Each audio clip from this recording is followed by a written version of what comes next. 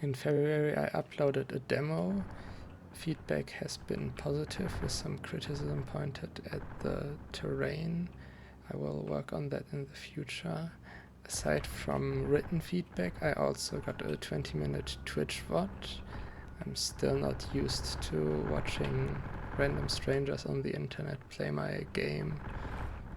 It's very useful to watch someone new play the game and see what that player understands or doesn't understand. For example, that streamer never used rocket boost in the air, only ever on the ground.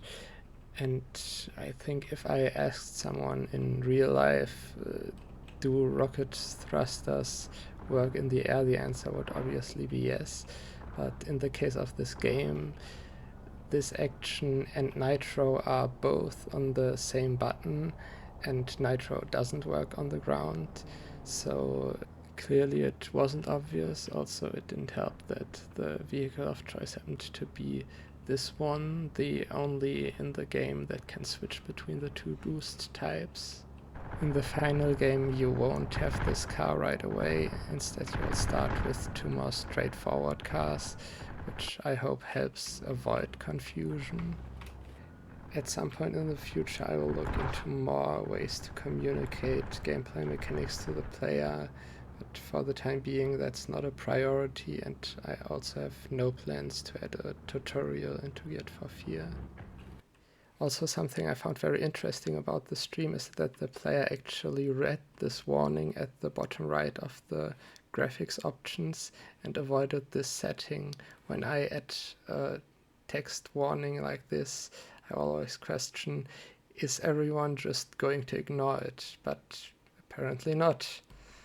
Also, while we're here, the MSAA options are currently bugged. Everything up to 8 times is perfectly fine, but 16 times completely kills performance.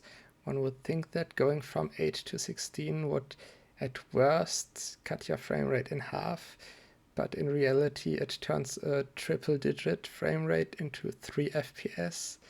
And I'm running this game on a RTX 3070 at 1440p, 3 frames per second, and it is GPU limited, so something about this game is deeply flawed.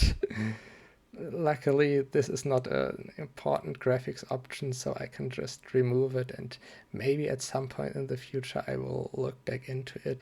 But I was still curious why there is such a massive difference between 8 times and 16. So apparently graphics cards don't support true 16 times MSAA.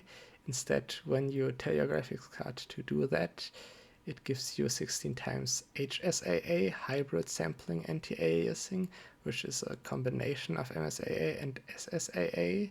Super sampling anti-aliasing, not to be confused with screen space anti-aliasing, which also exists, but those algorithms are in a completely different category. According to what I've read, the most common way to implement 16 times HSAA is using 2 times 2 SSAA and 4 times MSAA. So in other words, you super sample with a resolution scale of 2 times on the x-axis and also 2 times on the y-axis, and on top of all of that you also use 4 times MSAA. 2 times 2 times 4 is 16, so you have 16 times HSAA, but different combinations of numbers can also get you 16. If you have more MSAA, that's cheaper for performance, but more SSAA results in better image quality. Yeah, I think my game is gonna be fine without the 16 times option.